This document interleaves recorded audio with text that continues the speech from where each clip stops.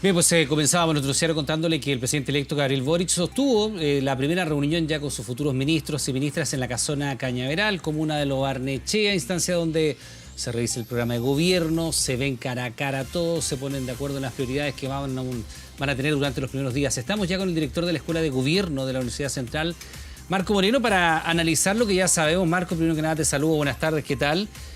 Buenas tardes, Iván, ¿cómo estás? Y para ver los énfasis, primero, el lugar, el lugar que escoge el presidente electo Gabriel Boric tiene su significación, así como cuando fue la nominación de los ministros se lo hizo en el Museo Nacional de Historia Natural, ¿no? ¿Qué importancia le ves tú a eso? Y vamos de inmediato con los nombres, si tú quieres.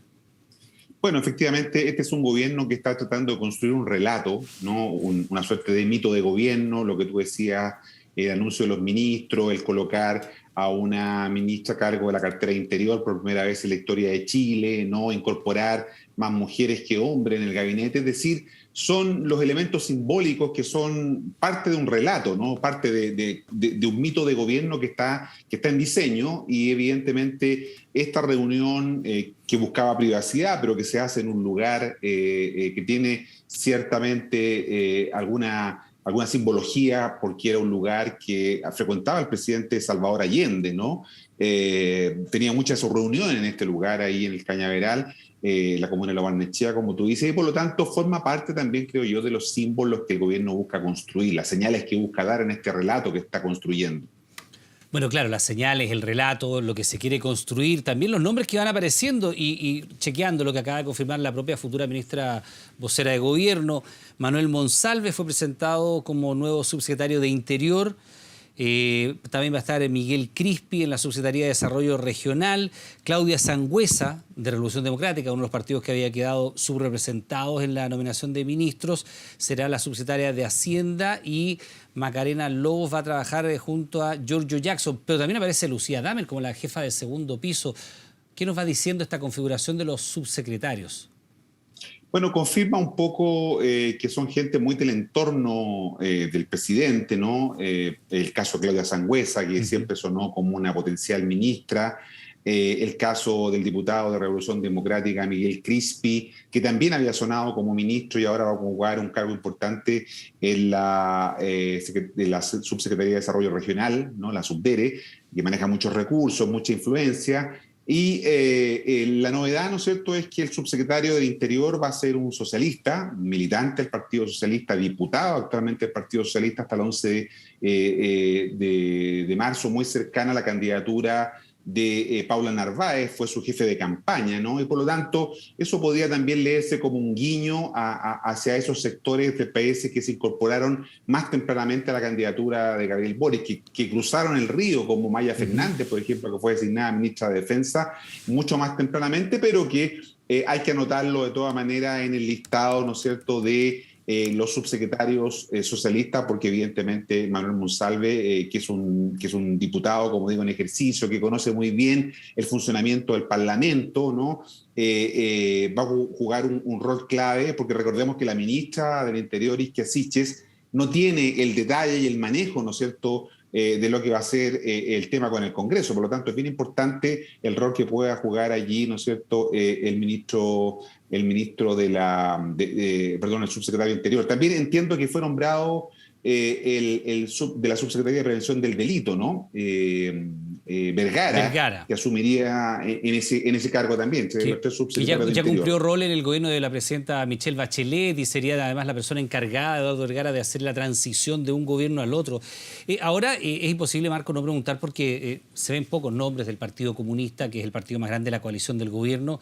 Incluso el Vespertino, la segunda, titula, no sé, tú lo habrás visto, me imagino yo, recogiendo algún grado de malestar. A mí me tocó conversar con algunos dirigentes del Partido Comunista durante la jornada en radio, y ellos manifiestan distancia frente a Mario Marcel. De hecho, Daniel Jadwe dice: Mario Marcel es un defensor del neoliberalismo, y hoy día el título es: el Partido Comunista obliga a Boric a postergar nominación de subsecretarios. ¿Cuánto habrá de cierto en aquello? Porque es una trastienda a la cual no tenemos acceso, pero efectivamente uno vería que en la dirección misma del Partido Comunista hay una cierta distancia respecto de cómo se ha ido configurando los primeros días previos a la asunción del poder, ¿no?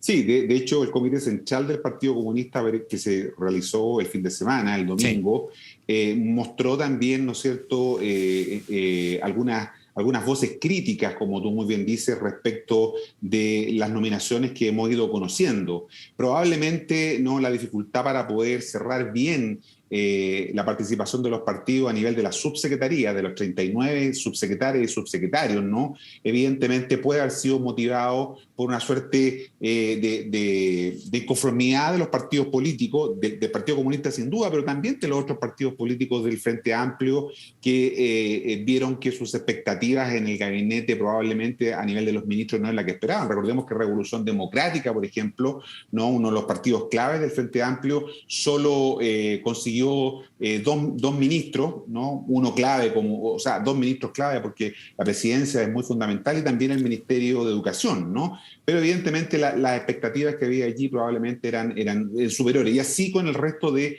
los partidos en movimiento, que también resienten, creo yo, un poco, Iván, el hecho de que haya otra coalición, ¿no?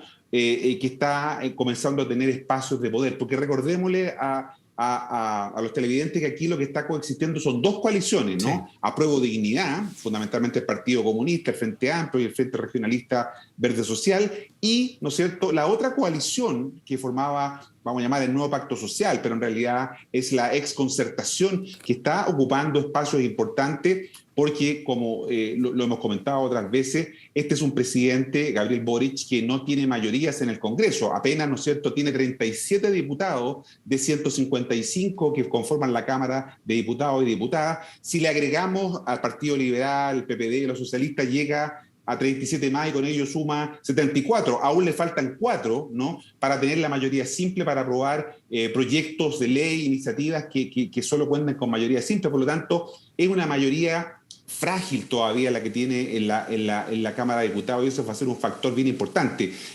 Por eso es que yo creo que los ministros, además, si tú te das cuenta, el propio presidente, el ministro de la Presidencia y la ministra vocera son parlamentarios que conocen muy bien cómo funciona la lógica parlamentaria, ¿no? Y ponen de subsecretario del Interior a otro parlamentario. Es decir, el Congreso para este gobierno es un tema clave, ¿no? Y por eso que creo yo que aquí va a haber una negociación también que se va a dar con los parlamentarios después de resuelta la subsecretaría, cuando vengan las seremías, por ejemplo, alrededor de 200 seremías, ¿no es cierto?, jefes de servicio que también van a formar parte de los cargos que están, ¿no es cierto?, por prever, en el Estado a partir del 11 de marzo. Ahora, bueno, se ha dicho más de una vez, Marco, estamos con Marco Moreno, ¿no? Se hace campaña en verso y después se termina gobernando en prosa, porque es así. Durante las definiciones de primera y segunda vuelta, el presidente hoy electo, Gabriel Boric, dijo adiós a los amiguismos, adiós a los cargos donde por cercanía de familiar uno llega a un cargo de poder. También dijo término al cuoteo y hablaba de equilibrio, pero finalmente vemos que se conforma en los hechos una coalición de gobierno nueva, distinta a la que se presentó originalmente, ¿no? El senador Buenchumilla dijo, por ejemplo, hacia algún lado, senador de la Democracia Cristiana, nos enteramos por la prensa que se había acabado la ex nueva mayoría, o sea, la DC quedó fuera de esto. Entró el PPD, el PS, radicales, liberales, en fin, el Partido Regionalista Verde, Social, todos, menos la DC, la DC se enteró por la prensa de esto. Y por otra parte, claro, si uno ve el círculo inmediato de ministros del presidente Gabriel Boric, son aquellos que han hecho carrera más cercana a él, son sus más cercanos. O sea, evidentemente, ¿quién puede poner en duda la cercanía con Giorgio Jackson o con la misma Camila Vallejo, con Miguel Crispi, con todos los nombres que van llegando? Son sus personas de confianza, y es normal que un presidente ponga a la gente de confianza en las primeras líneas. Y por otra parte también está el tema de la primera dama, ¿no?, que un cargo que incluso el presidente dijo en su minuto que era obsoleto, que había que abolirlo, que no era posible que una persona llegara a un cargo remunerado del Estado solo por tener una vinculación familiar con alguien. Sin desmerecer el mérito que pueda tener Irina Caramano, ella llega por ser la pareja de Gabriel Boric a eso, no llega por otra condición. ¿Esto es como enfrentarse con la realpolitik? Claro, te faltó agregar la otra integrante del comité político, la ministra de la Mujer, ¿no es cierto?, Antonio Orellana, sí, que claro, también es muy cercana, forma parte del entorno del presidente, y ahora el Ministerio de la Mujer va a formar parte del comité político, ¿no? Claro. Es cierto, los dos elementos que tú señalabas, desde 1990 en adelante en Chile, las coaliciones electorales cuando ganaban se convertían en coaliciones de gobierno, ¿no? Esta es la excepción a eso porque la coalición que ganó, Apruebo Dignidad, tuvo que sumar, como decíamos, una nueva coalición para poder conducir el Poder Ejecutivo y vamos a ver cómo resulta esa cohabitación, lo vamos a llamar, ¿no es cierto?, como lo llaman en Francia también, cuando dos lógicas distintas están coexistiendo. Y en segundo lugar, lo que tú también señalabas, Iván, respecto de que una cosa es administrar el malestar, administrar la indignación, y otra es administrar el poder, ¿no? Que es lo que va a tener que hacer el gobierno a partir del 11 de marzo. Son dos dinámicas distintas y se requieren, por cierto, de, digamos, colaboradores cercanos que te generen confianza, pero ahí hay que tener un poco de cuidado, porque no puedes sobredimensionar el apoyo cálido, ¿no? El apoyo caliente, vamos a decir, de aquellos que te están rodeando, que te están protegiendo, del apoyo frío, ¿no? Se requiere también de apoyo frío. Por ahora lo que sabemos es que Mario Marcel, de alguna manera, podría representar ese apoyo frío, es decir, ¿no es cierto?, decisiones basadas en elementos técnicos, con componente político, pero en donde las deliberaciones tienen otros elementos, y probablemente, ¿no es cierto?, la designación de la subsecretaria Claudia Sangüesa haya sido el límite que Mario Marcel probablemente puso, ¿no es cierto?, porque eran otros nombres que también los que circulaban, recordemos, para ocupar ese cargo también importante como es la subsecretaría de Hacienda. Bueno, la presencia de Mario Marcel ha sido bien comentada, ha generado mucho comentario al respecto, y siguiendo tu línea de análisis, es una decisión más bien racional y no afectiva, ¿no? En el sentido de que él tiene que haber, porque lo que nosotros sabemos es que entre el presidente electo Gabriel Boric y Mario Marcel ha habido una fluida comunicación, sobre todo vía WhatsApp, desde hace varias semanas. El mismo Mario Marcel transparentaba en una entrevista radial que esto no fue una cosa de una conversación, sino que fueron una serie de rondas de conversaciones. Y claro, se entiende que la figura de Mario Marcel, quien fue desde director de presupuesto del expresidente Lagos, ha tenido roles fundamentales en cada uno de los gobiernos de la concertación, incluso en el Banco Central bajo la presidencia del presidente Piñera. Por eso Jadwe decía, bueno, él es un defensor del credo neoliberal. Pero en ese sentido, el mismo Mario Marcel dijo, acá lo que hay es una convicción por un programa y vamos a garantizar la ejecución del programa. Esa es una adhesión más bien racional que emotiva al gobierno, ¿no? Y ahí sirve de contrapeso a lo que tú estás diciendo de estos apoyos calientes y fríos, ¿no?